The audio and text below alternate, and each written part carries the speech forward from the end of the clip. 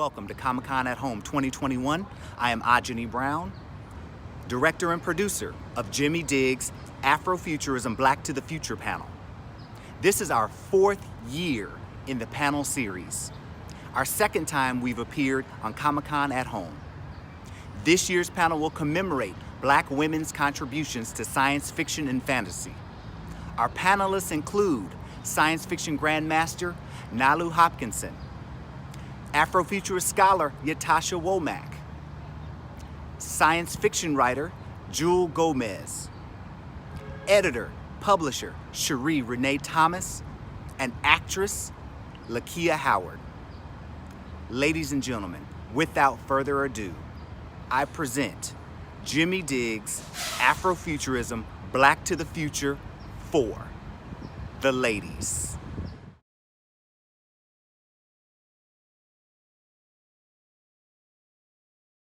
Ladies and gentlemen, allow me to introduce Nalo Hopkinson.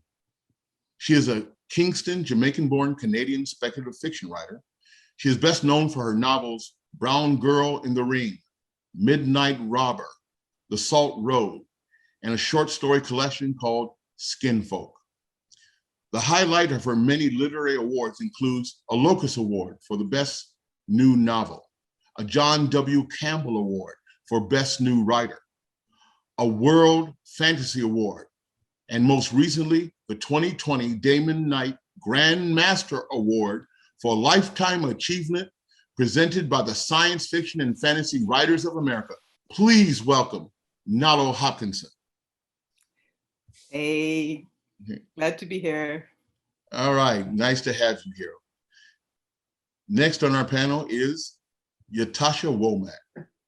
She is an author, filmmaker, scholar, and dancer, best known for her book, Afrofuturism, The World of Black Sci-Fi and Fantasy Culture.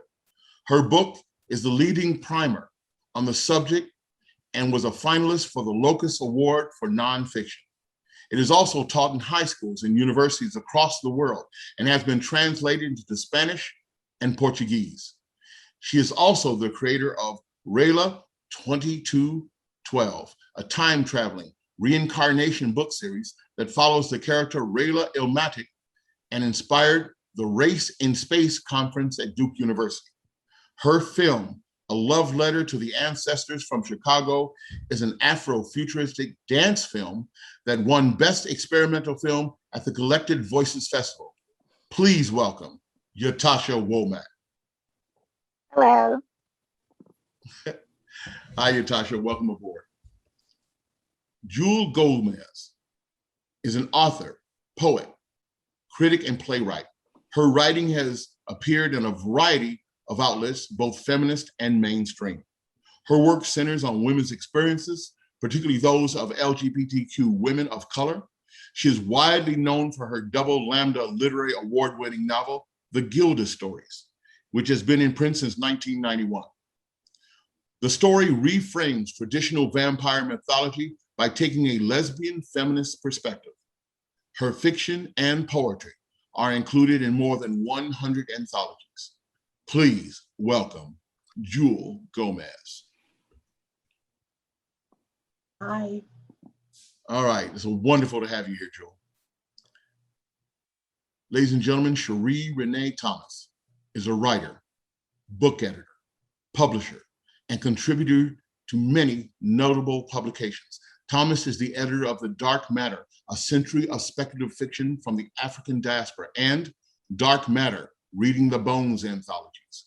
Both Dark Matter books are winners of the 2001 and 2005 World Fantasy Award for Year's Best Anthology, which are collected works by many African-American writers in the genres of science fiction, horror, and fantasy. Most notably in 2020, Thomas was named editor of the Magazine of Fantasy and Science Fiction. Please welcome Cherie Renee Thomas. Hi.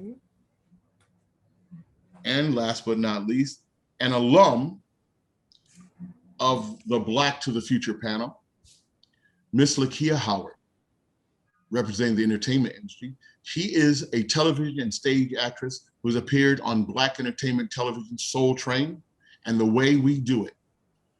both the TV production and theatrical stage play. She has also worked as a morning anchor radio personality for Clear Channel San Diego.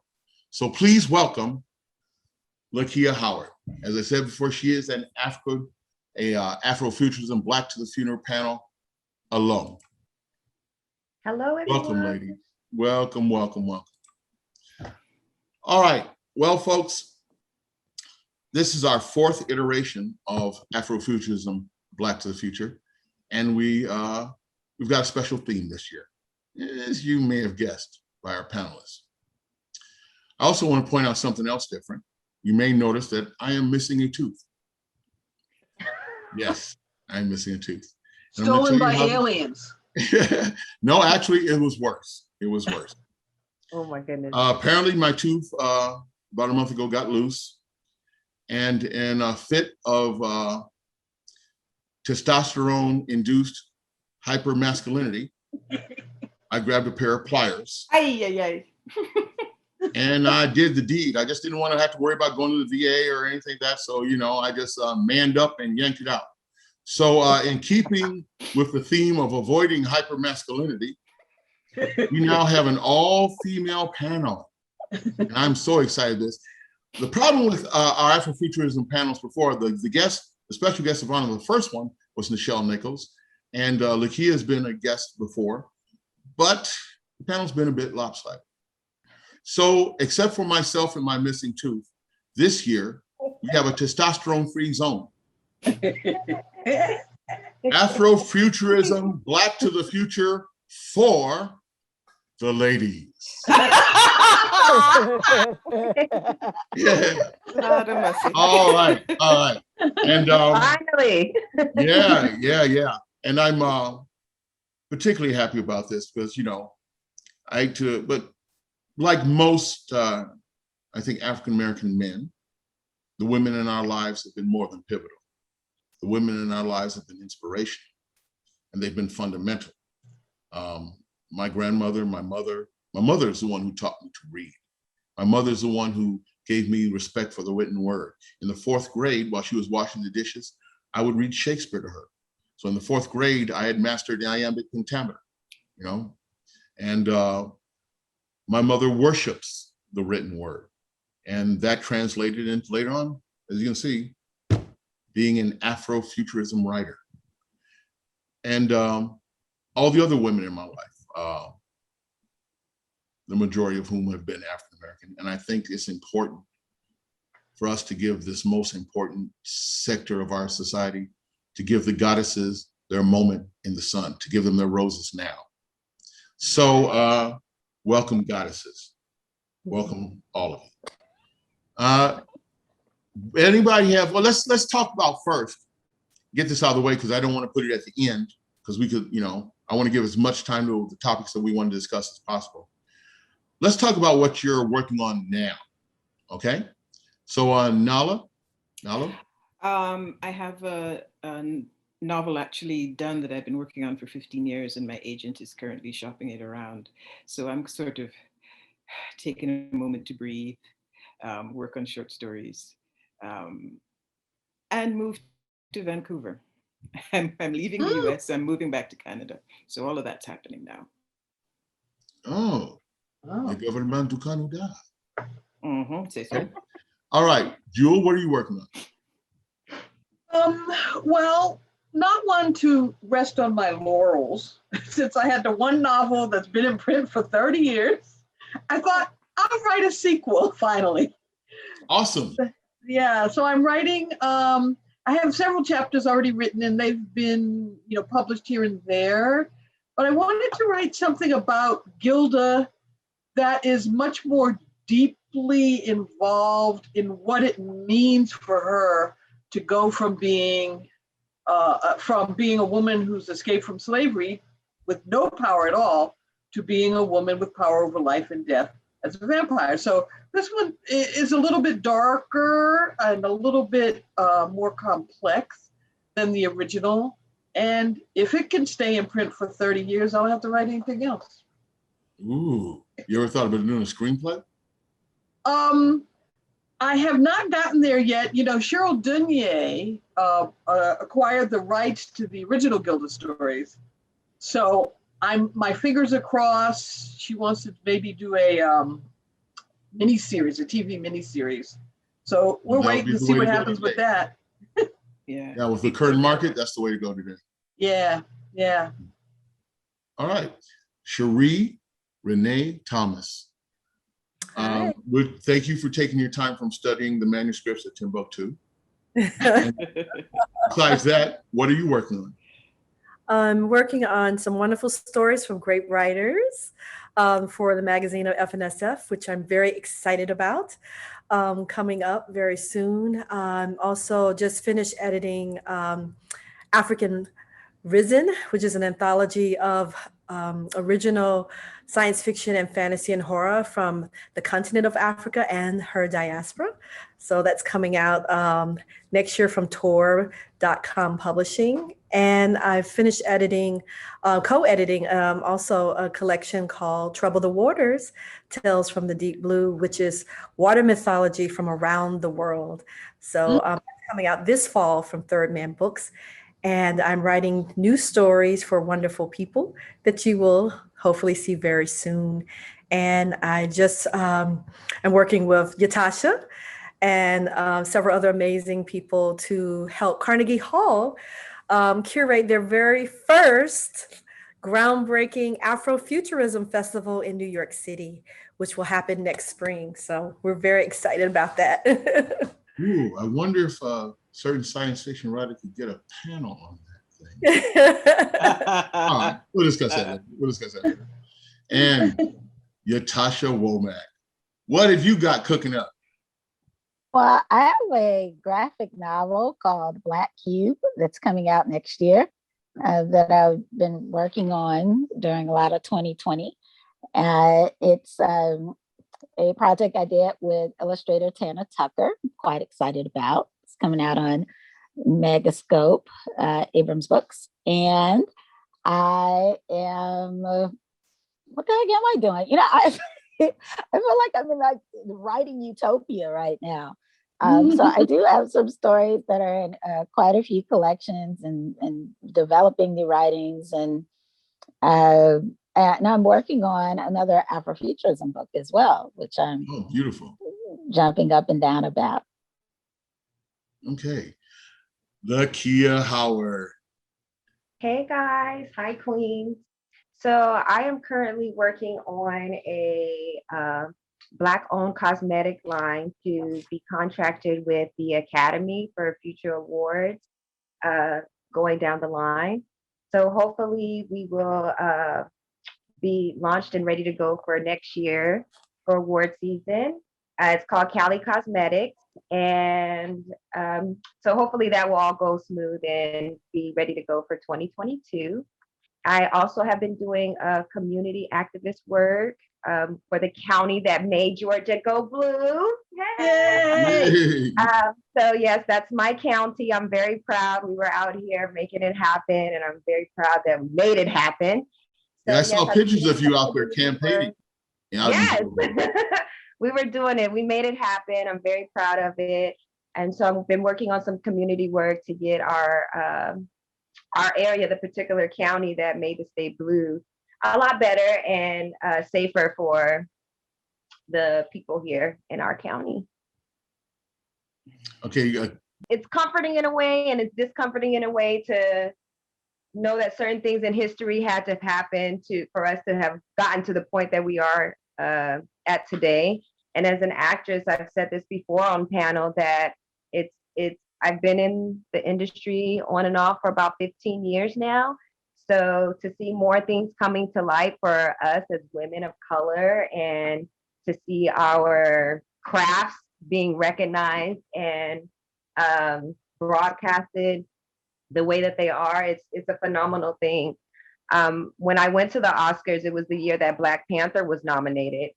And it was amazing to share that experience on the carpet with the cast. I remember talking to some of the governors and members of the Academy, how they were trying to make a new category because they didn't want Black Panther to be in the Best Picture category, and had a real thorough, in-depth conversation with some of the policymakers from the Academy, and I explained to them how important it was for them not to segregate it into a different category, because they didn't want to come to the understanding that we are here, we have made it, and we can create things of such power and it be like the best.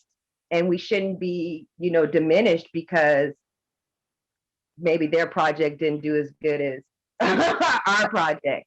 So I was very proud that they went ahead and put it in the Best Picture category. It was a blessing and an honor to walk the red carpet with these cast members, producers, and everybody who was affiliated with that project. And I'm very happy to see everything that's going to come to light. I'm not really a reader unless it's for things that, I have to do. I'm a visual person. So to see a lot of books and stuff transition into these beautiful Afrofuturism projects is amazing. And I'm here for it. I can't wait to see what's going to happen in our future. Yeah, Lakea's being a little modest, but she's very well connected to the Academy Board of Governors. And I love that you didn't let them do to Black Panther what the it was a very serious conversation, and it was with some board members that were board members for the last 2 decades, and even before I got into the business. But it was a good conversation, and they really took it was like me. It was behind the scenes, so it was like me just speaking to them for all of us. Bless. And if I had not been there, in the place where I was at that time, well, only God knows what could have transpired.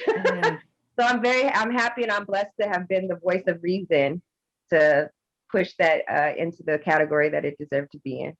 Yeah. I'd like to do a shout out to Darnella Frazier, who shot the video of George Floyd being murdered by the police. And, she got a special Pulitzer citation for her bravery and persistence in recording that murder. And for a teenage girl to see something like that happening and understand, a young Black woman to understand this is important. I can jump on that cop's back and save this man, but I can definitely record that. And it's inspired me to try to write a story about a young videographer with her phone who can change history by the kinds of things she films. So it has in my computer, it's become a speculative fiction story about a young woman who has the power in her phone to create a different kind of reality. So I feel like all the work that we do affects young women of color in so many different ways we don't even know it. Right. Same way that Nichelle Nichols influenced so many young people. I mean, you hear Neil deGrasse Tyson talk about it. You hear, I'm forgetting the young lady's name, the astronaut. Help me out. Yeah. Mae Jemison. And again with, and I think even the young lady who developed our modern COVID-19 vaccination technology, she was heavily influenced by. So we have no idea, who this work is going to influence. We just have to keep doing the good work and letting this voice be heard and not letting anybody shut it down. And the opportunities are out there. I had a weird situation happen. Well, I wouldn't know it was weird, but it was unusual. I was in Beverly Hills, and a producer, a successful producer, a very successful movie series, walked up to me and asked me if I could write him a Hallmark Movie of the Week movie. And but me, I'm monsters and science fiction and exploding heads. And I'm going, well, I mean, and he wanted me to do it from an African-American or an Afrocentric point of view, Afrocentric Hallmark movie. You know what I mean? And I said, well, I guess if the Black woman falls in love with an alien from outer space, maybe I could do it. It's going to be a challenge. It's going to be a real challenge. I'm not exactly a rom-com kind of guy. You know what I mean? Hallmark meets Brother from Another Planet. Right. Ooh. Oh, now I owe you some money. Yeah, I think you have some ladies. Sister who from could another probably planet. testify to having Right. dated Oh, aliens. oh my goodness. You can This is bring what in. I get for talk. Huh? What was that? What was that, Renee? Sheree? I said, or you can bring in some Black women writers who actually published novels for There Hallmark. you go. Right. Right. For decades. Bring in the experts. Right. Absolutely thrilled to help Do I know anybody like Kimberly Jenkins. I mean, we could just name sisters that have been doing this that could help you make it an amazing a film that we would love to see year after year. True that. I So would love when do to you get see- when do you get back from Africa? I would love to see somebody tackle Justina Ireland's Dread Nation. I mean, who expected Black women warriors fighting zombies? Post-Civil War. Everybody. Right. Post-Civil War. I mean, Whoa. it's such an great alternate history zombie story with In what time amazing period? post-Civil War. And it's alternate history of what happens after the Civil War and the zombie incursion and former enslaved girls being sent to a particular school supposedly taught to fight zombies. I mean, and I'm not a big zombie person. I only really read it because, it was about Black women. So I think it's pretty amazing. Well, I wasn't a big zombie person either before, Walking Dead. It wasn't about the zombies for me. It was the characters. So I think that's the one thing that people are going to take away from these wonderful stories and books that you all write that you're talking about. It's about the characters. It's about the universality of the story. It's about the human condition. And what people need to learn is that condition is just as important when the face is feminine and melanated.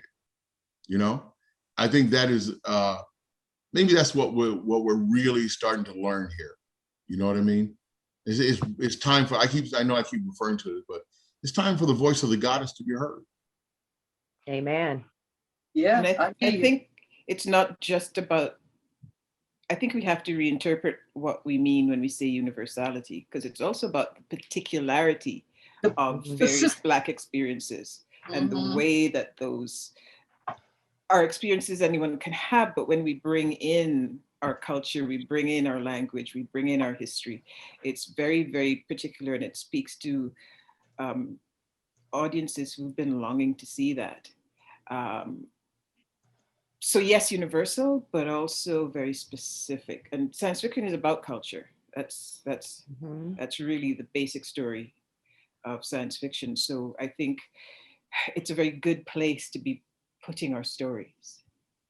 And I think for us to understand who we are as human beings on this planet, we have to engage in other cultural perspectives and other life perspectives. Look at these other worldviews, and we can connect to them all, but I think it gives us answers and insights that enrich us, whether we've personally experienced these things or not. It helps us to understand who we are as a human society. And I think, literature specifically has always been most successful when it focuses on the specificity of whatever the character or culture is. There's a reason that there's a thing called Bloomsday where they read that Irish novel from cover to cover for 24 hours. And it's, Irish, and people love it and swear by it and would not have a literary life if they hadn't read his novel. And it's so specific. That's one of the reasons it's so good. And I feel like when we insist that the specificity of our lives is as universal as the specificity of other lives, that's when we we accomplish what we want to accomplish. That's when our stories are really good. And it's up to us. We can't wait for other people to accept us. We have to keep punching through and not get too comfortable. That's the thing, not get too comfortable. Yeah, it breaks my heart. I teach at a university where the student body is well over 70% people of color from all over the world. And to hear a lot of the undergrads in my classes say, well, I thought I couldn't write this or that or the other. I thought it was too out there. And that's what art is about. It's about making your mark. But they feel they have to fit in, and they're always very surprised when I bring in stories from different cultural perspectives, different genders and sexualities, and they've never seen anything like this before, and that needs to stop happening. That invisibility that they're experiencing really needs to stop happening. I was watching a Korean science fiction movie, Space Sweepers. Director and writer is Jo Sang-hee, and forgive me, sir, if I'm mispronouncing your name, but one of the lovely things he did was the actors spoke in their own accents and their own languages, and he sort of created a technology that is a translator so that people could just speak how they speak. And there's one scene where the actor is speaking off camera to the main character, and his voice comes out, and I thought, wait a minute, that's Pidgin. Because I can kind of understand it because I speak a little bit of Jamaican and they're very close. I thought, is it, please let this be a Black actor, let it be an actor from the continent. And the camera pans to him, and it is, and he's just speaking Pidgin, and it brought tears to my eyes. And this very science fictional movie set on a space station, off the planet. And there he was. It was. What's the name of the movie again? Space Sweepers by Jo Sang-hee. And it does some, well. Wait a minute, I think that's, I think I almost saw it. Isn't that on Netflix? Yes, okay, now I'm gonna watch it. Yeah. Great. All right. Yep. Great. Sleepers. I thought that was very interesting about when they did Black Panther. They had a long discussion about, well, what kind of accent were they going to use? Because even when you're talking about the continent, there are so many different accents. I mean, the Nigerian accent is definitely distinctively different from a South African accent, from a Kenyan accent, or an Ethiopian accent. They sound nothing alike, you know what I mean? And they finally said, I thought it was so interesting that they finally settled on a South African accent. You know, I mean, because that immediately brought you images for me of Stephen Biko and Nelson Mandela, you know, and the whole struggle against apartheid, so that they would use an accent from a nation that had to fight so hard to find its separate identity and its new liberated identity, and they use that to define a nation that had never been conquered. Really. Didn't the accents in Black Panther also, different people had different accents from different countries in Africa. And at one point, I think it's the river tribe or the mountain tribe, when the ceremony is happening, and people are saying, all honor to Anuman. We're not going to challenge, and different different tribes. Yeah. The old woman who says it, I'm pretty sure it was a Jamaican accent. And I went and looked her up, and she's in her 70s, and it was her first acting role. And that voice came across. She says maybe 6 words. And I was there. Right.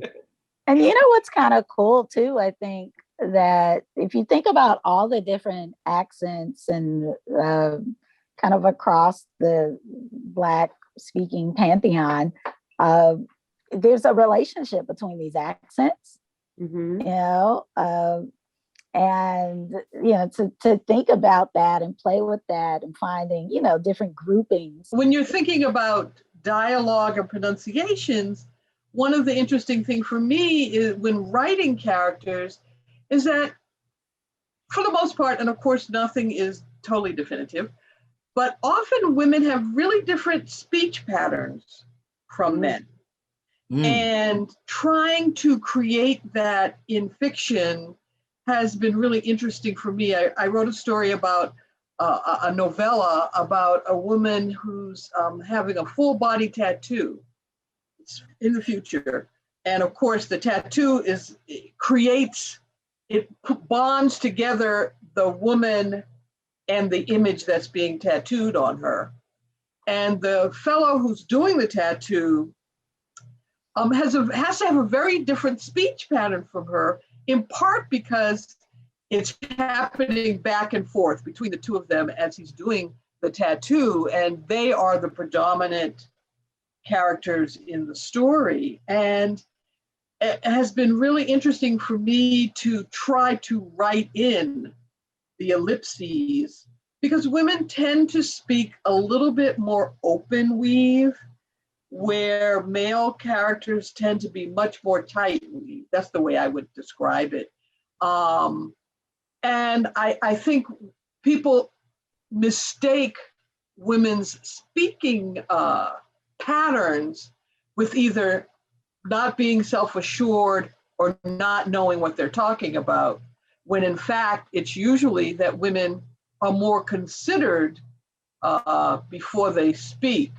And I find it really interesting. And certainly I write plays, and that has been a really big deal for me, to make sure that I can get the female speaking pattern in the script, so that as directors are working, they don't mistakenly have everybody talking the same speed and the same register and the same everything.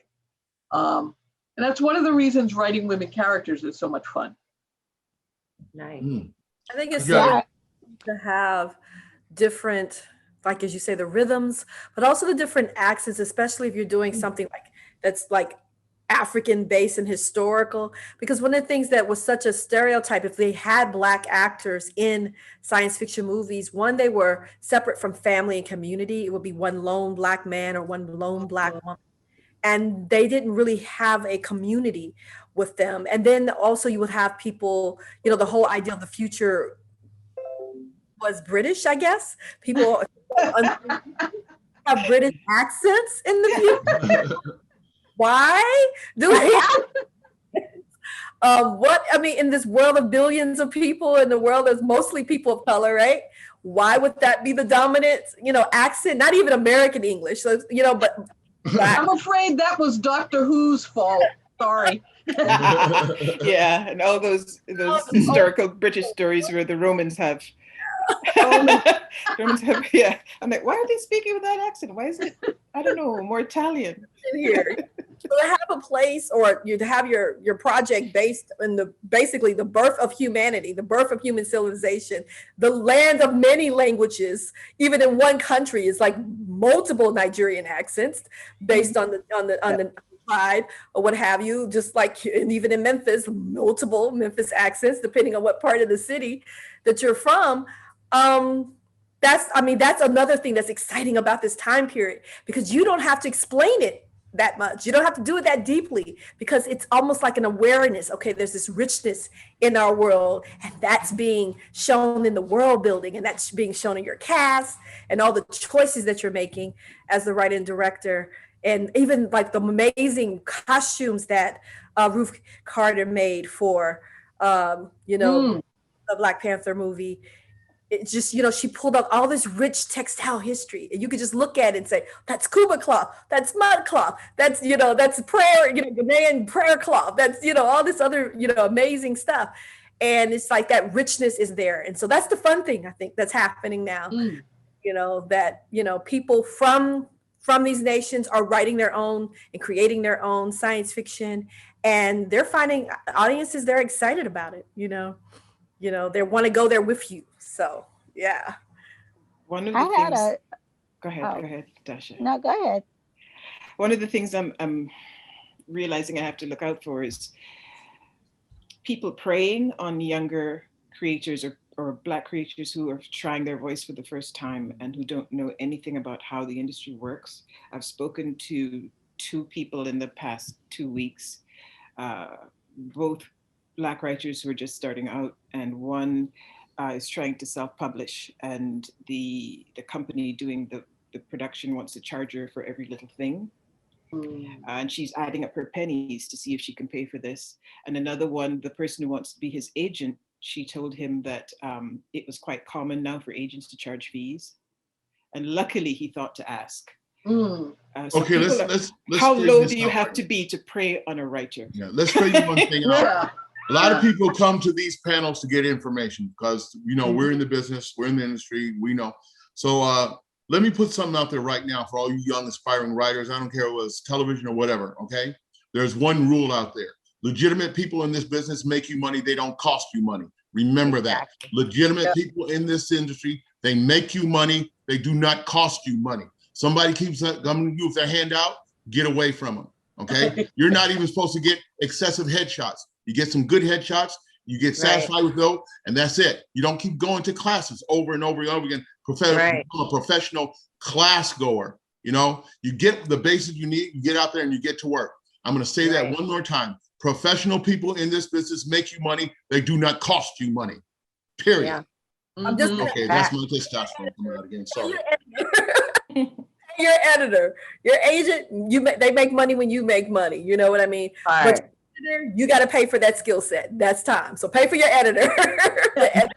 Right. You want to appear good in production. Don't be out here, because I get a lot of people in my box thinking that I'm getting ready to donate what I do for a living. No. Go to the Editorial Freelancers Association, check out those market rates and be aware of what you're asking. Figure out what the levels of editing mean: developmental, substantial, you know, line editing, copy editing, proofreading, code reading, totally different things. And check and be aware of it. But you got to pay your editors. Everybody else, agents, you know, they make money when you make money.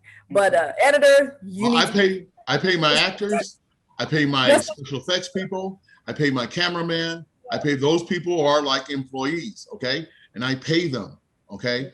But when it comes to the pre-production part of this thing, you know what I mean? Right now, the Writers Guild has a strike against the agents, okay?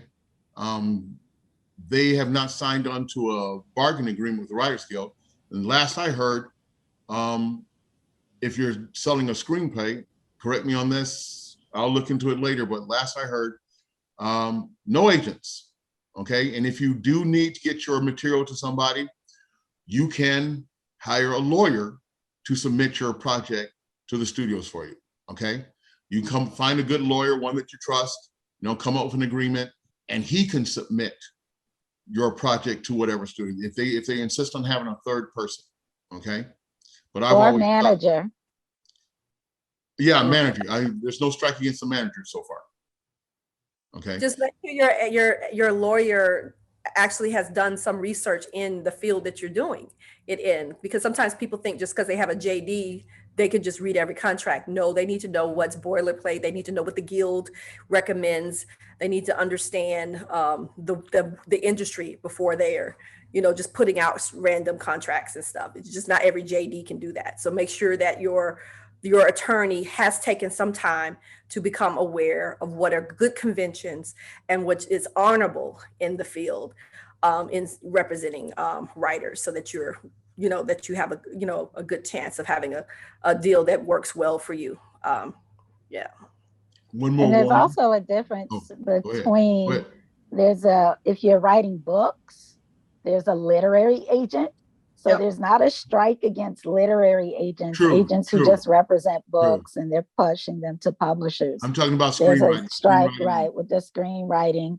And, you know, when you talk about managers, a lot of times the managers on the screenwriting TV side, not on the book side.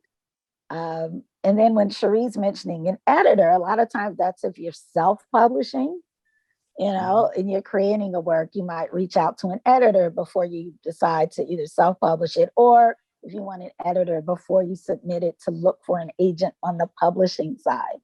So, you know, when you're a writer, it's, you know, it's different lanes depending on the medium. Yeah, and the information is out there. Good information. Yes, so get the information. Don't ask your friend unless your friend is actually a professional agent. Do not ask your friends. When your friend comes to you and says, I love this book, I want to be your agent, thank them and have them be your cheerleader, not your agent. They're there to support in a much different way, and their hearts are in the right place. But if they don't have the training, they are not going to be able to help you. Don't be afraid to look for people with the training and who are associated with the professional associations. Give your work the due it deserves. You've worked hard to make that thing. Don't let people try and nickel and dime and take, they're going to charge you to make the book cover. Screw that. Give me Special effect. Does that get a ding? Yeah, you just got a ding. Just got a ding. Dorothy Fontana, who was one of my mentor, she actually had to change her name to DC Fontana to get her work sold. And because if they saw Dorothy on the cover, they would just dismiss it and it would go right into the circular file. She told me another thing, and writers of screenplay, I don't know if it's true for literary writers, but for screenplays, here's another warning for you. Under no circumstances, and I mean under no circumstances, do you share your created by credit with a producer or anybody else. You keep your the created by credit is the only piece of power that you have, and you don't share it with anybody. And for someone to even ask you to split your created by credit with them is unethical. Remember that, it is unethical to even ask, okay? Never share your created by credit. I mean, if you got a writing partner, and I mean by writing partner, I mean and for sand writing partner, because in Hollywood, there are different credits. If you see a person's name and the ampersand symbol, another name, they were a writing team. If you see after that an AND, somebody, they were brought in by the studio to do a rewrite, okay? But if you've got somebody that you are a co-writer with, ampersand, that individual, yeah, sharing the created by credit with them is just fine. But no one should even ask you for that, okay? Anybody does, walk out. Yep, there are so many pitfalls for young writers, and trying to start out, particularly starting out in a very specific field like speculative fiction. In many ways, it's kind of helpful because there are so many organizations and conventions in speculative fiction that you can go to and get that information from people who have experience. Now that we're in post-pandemic, we hope, and the conventions will start up again, which I'm really looking forward to. You can go, if you're writing spec fic, you can go to conventions, you can talk to people who know what they're talking about, pretty much free of charge, and really learn from other writers, learn from agents who come to these things. I feel fortunate to be in that particular genre, because there is so much going on. There is, as I've talked about before, there's a community that can assist you, or at least point you in the right directions. I think one of the reasons that I would go to the cons in the first place. I mean, that's how I met two of my most important mentors, Larry Niven and Dorothy Fontana, was the cons were smaller then. You could meet people, you could develop relationships. But I'm going to tell you, all you aspiring writers out there, nothing can beat the personal relationship. Nothing can beat, I know you may not live in Los Angeles if you want to be a screenwriter or whatever, but somehow go to these writer seminars where these well-known established writers are actually talking, giving advice. Talk to them, get to know them if you can on a one-on-one level, because I've never had an agent. Never. I've had a lot of sales. I never had an agent because I always had personal relationships. They are invaluable, okay? Exactly. And once in a while, you will find someone who isn't very melanated at all, but they'll believe it. But they'll believe in you. They will believe in you. They will believe in you. They are out there. Remember that Jackie Robinson had his Branch Rickey, okay? And the ones that are out there, the ones who are smart enough and sensitive enough to see the diamond in the rough, the golden idol that you really are, they'll help you. They'll help you. But you got to develop, yes, you got to develop that relationship first. My first book sale, the editor was Betsy Mitchell, and she was one of those people who saw what I was doing. And my agent, who's been my agent for about 15 years, his name is Donald Moss, once told me that he was probably the whitest person on God's earth. And he's not far from wrong. But again, but again, that man has been in my corner, doing his work, being a professional, helping my work get out there for 15 years.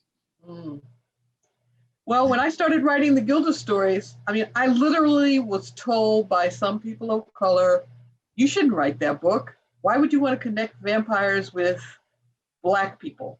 Why would you want to connect vampires with lesbians? I mean, it was really, really, it was discouraging in many ways. Although we're very conservative people. We are very conservative people. We are. We are. And I knew there was an audience because I would do readings from the stories and people would show up and were in love with it.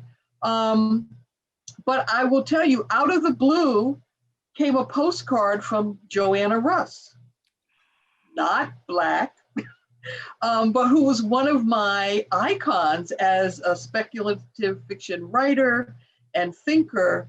And she sent me a postcard and said, you know, just keep writing. This is a great book. Just keep writing. And I kept that up over my desk for the years that it took me to write the Gilda stories. And she had no skin in the game, as they say. She just knew that she wanted more women and she wanted women of color in the field. And she reached out to encourage me. And I've been forever grateful to her for that. Rest her soul. Mm-hmm. I had a funny little experience with, maybe I shouldn't say the actual name of the network, but they're a network of color, and ding, ding, ding, ding, ding. And I had actually shaken hands with the current CEO of that network, saying that we were going to do my science fiction animated series based on a female Black bounty hunter who was like, Cleopatra Jones in outer space kind of thing, right? I'd already written several episodes. They loved it. And it was really going along. We even had Vivica Fox attached, okay? And they took a second look at the name of the show and they said, no, we can't do it.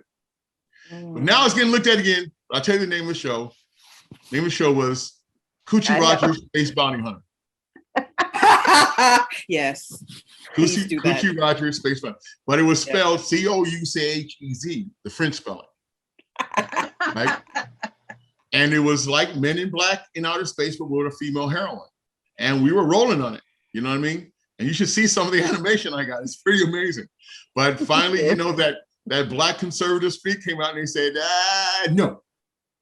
Because people started calling, when word of it started to get out, people were going, what? Her name is what? But the funny part is this was actually named after a very dynamic young Black woman that I knew from Detroit. That was her actual name. Yeah. And it's so funny. You said it's a Black network of entertainment. And my earliest memories of Black networks of entertainment was very similar to Coochie Rogers. Ding, ding, ding, ding, ding, ding, ding. Yeah, you learn more about female anatomy watching those things than. Oh my God. No, it wasn't like that at all. It wasn't that at all. Not you. I have faith in you. I'm just saying. But you know how in the 1950s, how in the 1950s, or even before, the thing was that the alien from outer space always wanted the one, like in Buck Rogers, I want you to marry me. You know what I mean? And then later on, the alien would want to abduct the female and, like Mars wanted all our women kind of thing. You know what I mean? Aliens are always lusting after human women, but it wasn't. They knew our shopping habits. You know what I'm saying? So, it wasn't like that, it wasn't overtly sexual. It was, just a tiny bit, Sure. There was some double entendre. Yeah. For instance, the double entendre for Coochie Rogers was No, I'm never gonna say it. I'm not gonna say Don't say it. Ding, ding, ding, ding, ding. Watch before you that ding, say it. ding, ding. Well, I think it's But interesting. now, how guess the- what? There's more interest in it, so you might actually see it. Good. I think it's interesting how sci-fi in the 50s, certainly, and somewhat in the 60s, projected, the writers projected their fears, their prejudices, their anxieties onto space aliens when even they their could hidden have just sexuality. said, the black people from outer space invade, you know. Ding, ding, ding, ding, ding. Right. It's quite the Well, metaphor. Oh, yes. Well, ladies, I love this. It's, this always happens. Once we really get having some fun and it turns into a party, we have to say goodbye. It's been absolutely wonderful having all of you aboard. This has been a very special panel, and you've opened my eyes to a brand new world. And I'm going to have to go out there and find a talented young melanated woman to help me write this Hallmark movie. Mm-hmm. Go Not for the it. Hallmark movie. You'll love it. So Go thank have you fun. so much. Thank you so much, Nala, for being here. And Jewel, Lakia, Cherie, and Yatasha. Thank you so much. And I love the quaffs. I love the Afrocentric expression in the quaffs. All that. You guys are popping today. You're all popping. We'll The see you melanin next has been time. popping in this room today. All right. Thank you, ladies. Thank you so much. All right. All right. Thank you out there for watching Afrofuturism for the ladies. Sounds Bye, like an everybody. Bye, invasion. everybody. Yes. See you next year in San Diego. All right. Yes. Yes. We'll Hey. all be there. All right. All right, It's nice thanks, to meet you, ladies. Good Okay, to let me meet get- you. Let me get Have a great one thing of you guys waving and smiling goodbye. Okay, so Nala, you first. Nala. All right. Okay, and now Jewel. Wave and smile, Jewel. Jimmy. Yeah. Okay. All right, Lakia. Lakia, wave and smile. Oh, you froze up. Your screen froze up. Queen I'm wave. frozen? Yeah, you're frozen. Oh, okay. Wave Okay, going. wait. One more time. Keep going. One more time, because you. Yeah, there you go. Okay. All right, Cherie. Lakia, All we're right. going to have to write a part just for you. Yes. Yeah. Oh, believe me, I already did. I'm This is ready it. and Okay. available. Natasha. with no limitation. Natasha. I don't see Natasha. Where's Natasha? Hi, folks. Thank you so much for joining us for Afrofuturism, Black to the Future for the ladies. Now it's time for me to hand out the Golden Poopy Award. This is the award that we give the panelists who had the most explicative deleteds during our little conversation. And this year, the award goes to me. Yeah, I kind of figured, done it. I'm the only ball of testosterone on the panel, and I go into trash mouth mode. Fortunately, with only one poopy, which is a record low. Hopefully next time I'll do better. But thanks so much for viewing us, folks, and we look forward to joining all of you in the Rio in San Diego in 2022 for hopefully Afrofuturism Black to the Future 5. Thanks, folks. Have a great year. We'll see you in San Diego. And remember, here at House of Diggs, our motto, this far by faith.